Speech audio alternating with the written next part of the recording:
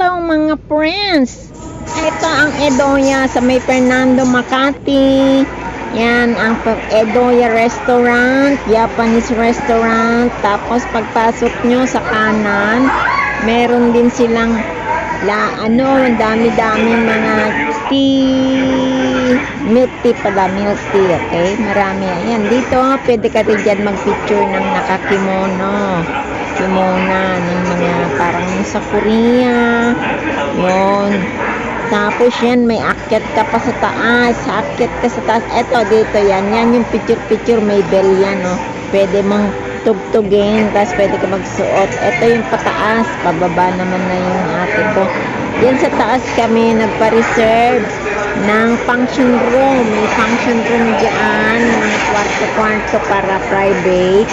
Tapos order kayo ng any Japanese food you want. Ayan, yan lang. So, eto, yan yung aking apo. Hi, fans daw. Ayan. Hi, fans. Meron din silang mga iba't ibang type ng foods ng Japanese. Alam niyo naman yung mga Japanese foods. Gumagawa-gawasan natin. Pagkusin ng baby. Gumagawasan ng kamay. Utang. Puso. Naman pa nga, tapos nagtatrabaho pa yan, inaaway.